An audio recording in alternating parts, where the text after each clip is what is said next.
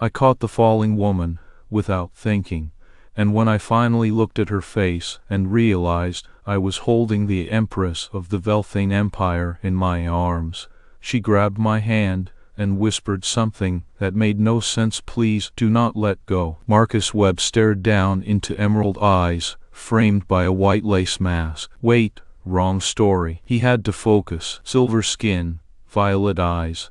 This was real. He steadied the woman, his hands moving automatically as they held her waist and shoulder respectively. "Are you okay?" "I am so sorry. I just mopped this section." The wet floor sign lay forgotten on the ground behind him. It wasn't supposed to be a major concern tonight. He glanced at her face for the first time. "Your Majesty," his brain screamed after catching up with what his eyes were seeing. Silver skin stretched taut over delicate bones, white hair cascading down like moonlight, and an imperial crown resting atop dark curls. Empress of the Vel'Thane Empire herself stared back at him in shock. "I should have put out more signs," he murmured helplessly, trying to keep her steady. "Are you hurt?" Her hand tightened on his, a vice grip that felt both comforting and terrifyingly real. Before she could speak again, hurried footsteps echoed down the corridor, followed by the rush of guards into view. Their weapons were already raised. Marcus hadn't expected them to be so quick off their feet in response to him holding on to an imperial figurine. He tried instinctively to step back. Her grip tightened once more, pulling his arm closer. "No," she breathed, her voice a mere whisper but carrying unmistakable command. The guards hesitated, glancing at each other as if searching for an answer. She looked up at Marcus again, and something shifted in those violet eyes, gathering there unexpectedly. Her grip loosened slightly. It was enough to give him space to let her go if he wanted,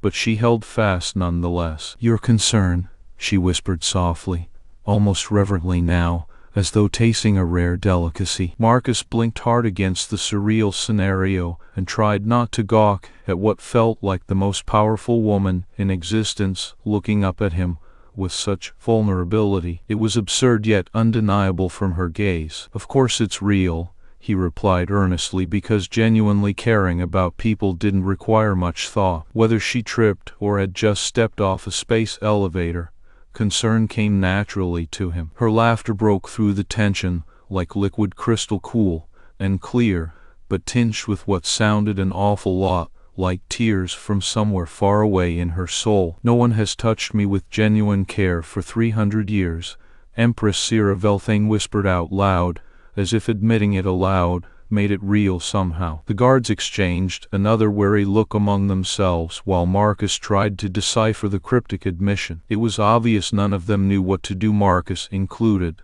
but he couldn't bring himself to let go either. Something in him just wouldn't permit that. She needed this moment, however bizarre or dangerous it might seem from an outside perspective. He allowed her to hold on until she finally pulled away enough for both his hands and one guard's bodyguard escort service could come into play without breaking protocol too badly, as Marcus knew very little about royal etiquette beyond keeping floors clean. "Thank you," Syra Vel'Thane said simply before stepping back fully into the arms of her guards, who took their cue from her silent acknowledgement to take over. The moment passed as quickly as it had arrived, leaving behind only stunned silence and a lingering sense that something profound just happened. The Empress glanced back at him one more time, her expression unreadable, but for those wet eyes again catching the moonlight filtering through windows high up in this grand old building, then she turned away toward wherever protocol dictated she should go next, amidst murmurs of reassurances from guards and aides alike, leaving Marcus alone once more, yet somehow altered. His mind spun trying to make sense out of it all, but he simply sighed instead, shaking his head at the absurdity while simultaneously not being able to shake off that peculiar feeling inside him, either like a ripple in space. Time itself had occurred here tonight, and then they were gone. Marcus took another look around at this place where worlds turned on invisible axes and felt both out of place, yet strangely compelled by some unseen force guiding his feet toward the wet floor sign he needed to pick up and finish putting away for good before making sure everything else and that stretch was properly mopped again, as if nothing had ever happened. But something definitely did. 20 minutes later, Marcus stood in the throne room of the Galactic Embassy, still clutching Empress Syra Vel'Thane's hand as if it were his lifeline. The grand hall was bathed in an opalescent light that shimmered against the walls, covered in intricate mosaics depicting interstellar alliances and historical victories. The floor was made from a marble so polished Marcus could see his reflection, and for once, he didn't look like someone out of place. Empress Syra's guards stood rigidly around them, their faces masked by expressions of bewilderment and confusion. Nobles in opulent robes whispered amongst themselves with hushed tones full of shock and disbelief. High Chancellor Vrex pushed through the crowd, his face contorted with fury as he approached Empress Syra. "Your Majesty," Vrex declared loudly enough for everyone to hear him over their murmurs, "this is a servant. Release him immediately." Marcus's grip tightened on Empress Syra's hand subconsciously. He could feel her fingers curl around his in response, a silent reassurance that she would not let go. Empress Syra turned toward Vrex with an expression so calm and composed it sent shivers down Marcus' spine. "You presume to command me, Chancellor," she said icily, each word dripping with authority. Vrex paled at her words, but did not back away from his challenge. He straightened up even more rigidly and continued, "He touched you without permission, Your Majesty. The penalty is death." Marcus's blood turned ice cold in an instant. "Death for catching someone before they fell." Empress Syra's voice was deceptively soft as she replied calmly to Vrex's declaration. "I felt his mind when he did." She lifted their joined hands for everyone in the throne room to see, her eyes meeting Marcus's with a warmth that made him feel like he had been invited into an ancient secret. "He touched me to prevent injury." Beside them, the nobles fell silent as Empress Syra continued, 300 years I have ruled. 300 years of people approaching me with schemes, desires, ambitions, every touch filled with wanting." Her gaze swept over her courtiers. Many looked down at their feet in shame and discomfort. She turned to face Marcus directly once more, speaking softly, but clearly, enough for the entire room to hear. "This man caught me because I was falling. Nothing more." Her hand tightened on his as she lifted both of theirs again, emphasizing each word with a gentle squeeze. "He wanted nothing except to help." Marcus found himself breathing in deeply before he managed to speak up. "I was just doing my job, Your Majesty. The floor was wet and you were going to get hurt." He didn't mean for his voice to sound so small, but somehow it did. Vrex snarled furiously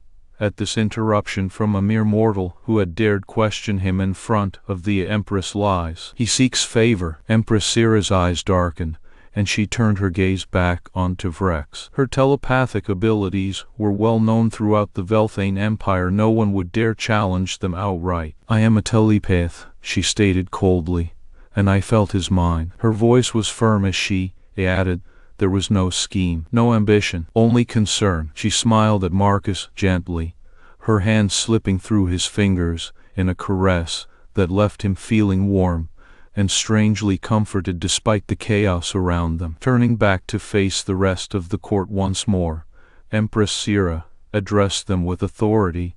"I have made a decision." Her eyes lingered on each noble as if she were weighing their worthiness. "This human stays with me," she declared finally, her voice leaving no room for dissent or argument. As chaos erupted across the throne room and Vrex screamed his objections loudly, Marcus tried to protest that he was just a janitor, here to clean floors, not become some royal companion. But Empress Syra squeezed his hand firmly. "You may be just a janitor," she acknowledged quietly, but decidedly, as if reading his thoughts in her mind too. "You are the first person to touch me with kindness in 3 centuries. She looked deeply into Marcus's eyes. He felt like someone had laid their soul out bare before him. The Empress paused for emphasis, her grip tightening again on his hand. "I am not letting go of that," she stated simply and resolutely, speaking the words as much to herself as anyone else present. As murmurs spread through the crowd mixed with shouts from Vrex, who refused to accept this outcome, Marcus found himself unable to pull away despite everything that was happening around him. Her grip on his hand felt both comforting and oddly binding, like a lifeline. That night, the air in Empress Syra Vel'Thane's private chambers was thick with tension and anticipation. The room itself seemed to pulse with an otherworldly energy as it bathed in an opalescent light that shimmered against walls covered in intricate mosaics depicting interstellar alliances and historical victories. A vast throne sat at the center, its silver frame glistening under a myriad of floating lanterns. Empress Syra's guards stood rigidly around her chambers, their faces masked by expressions of bewilderment and confusion. Marcus Webb, now seated on an ornate chair worth more than his yearly salary, felt like he was partaking in some bizarre dream. The Empress sat across from him,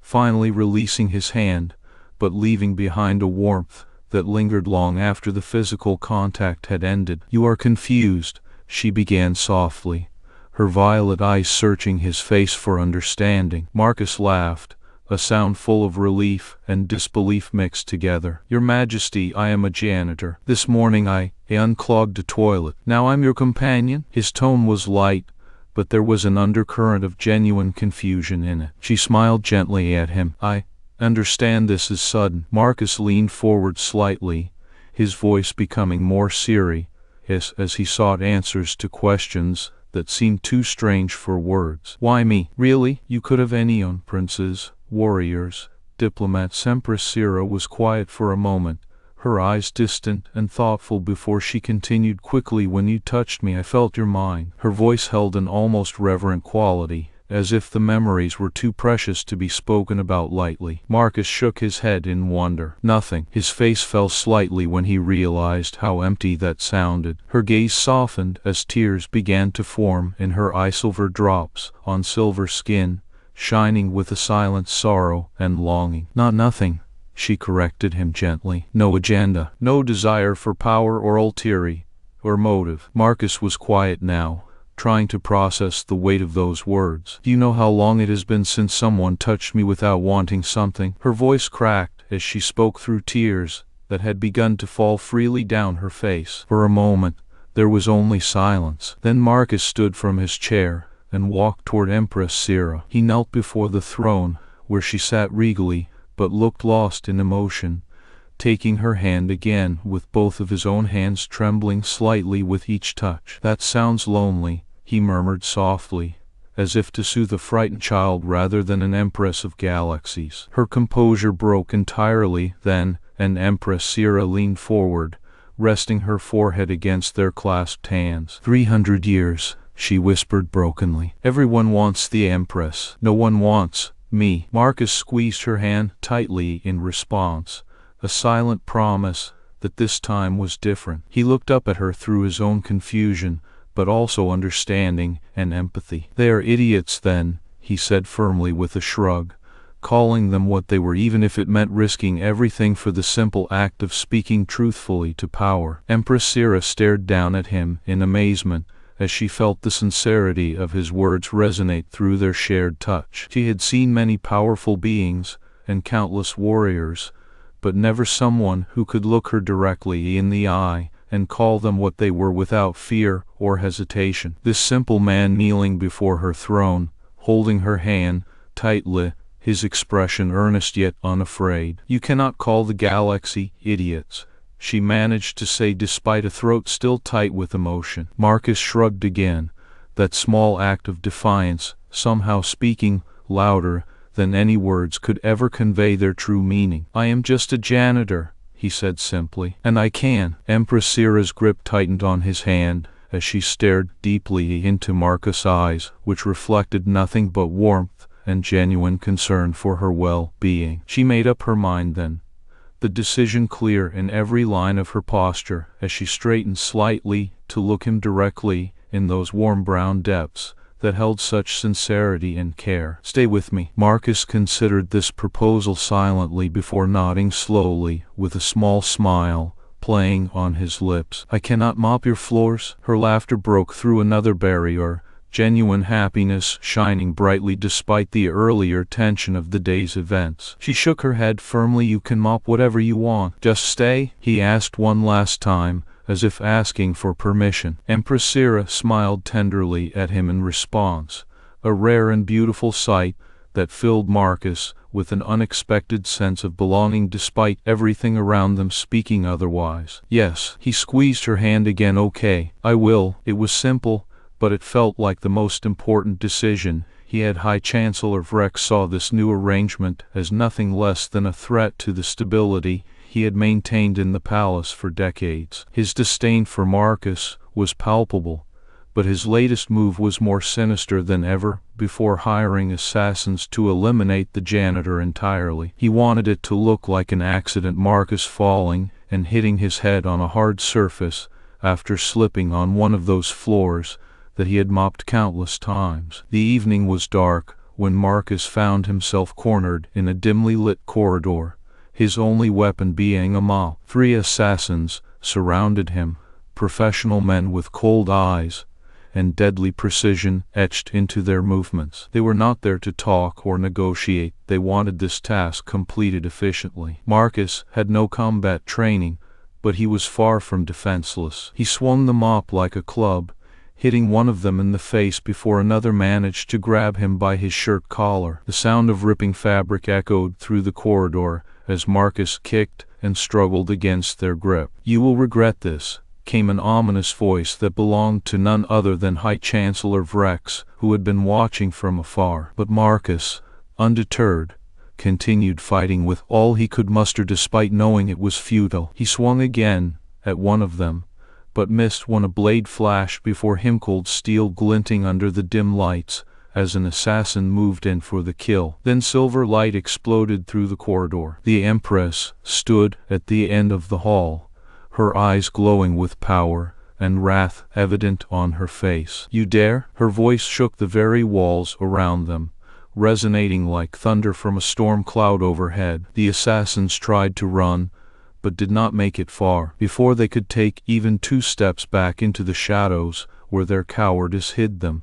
Syra unleashed waves of telepathic energy that threw them against walls and one another with brutal force. Syra's violet eyes scanned her throne room, now littered with unconscious bodies. Each breath she took seemed to hold a tension that threatened to crackle through every fiber within her. She rushed towards Marcus where he lay, bloodied but conscious. He smiled weakly despite the pain and tried to apologize. "I got blood on the floor, sorry." "Just mop that." Syra laughed and cried at the same time as she knelt beside him. Her fingers brushed against his face, gently, but with an urgency born from centuries of loneliness now being quenched by this one act of kindness. "You are apologizing for bleeding?" she asked, her voice a mix of disbelief and awe. He coughed out a laugh habit. She held him close, then stood up abruptly, her eyes blazing as she addressed the palace guards who were beginning to awaken from their stupor upon seeing Syra's power on full display. "The Chancellor has attempted to murder my chosen companion."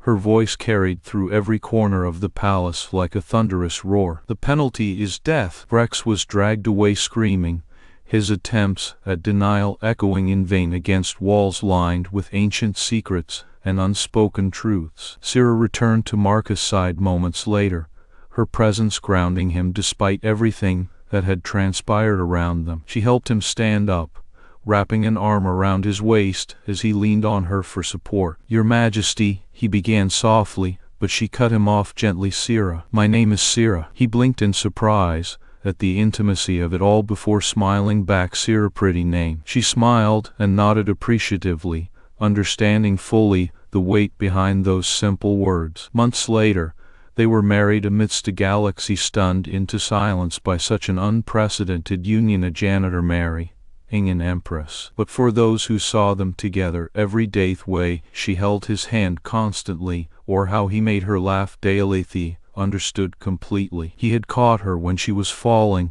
and never stopped holding on. Some nights, Syra would wake from nightmares of loneliness, those centuries where only titles were sought after rather than a human touch, but Marcus always remained by her side, until sleep reclaimed them both once more under the comfort of their shared affection. And though sometimes he still mopped floors out of habit, or perhaps to find solace in tasks that felt familiar amidst all this change, Syra watched him with eyes full of love and gratitude, for she knew now what it truly meant to be chosen not just as Empress, but also as someone's partner who would never leave her side. He caught her when she was falling, through every fall thereafter,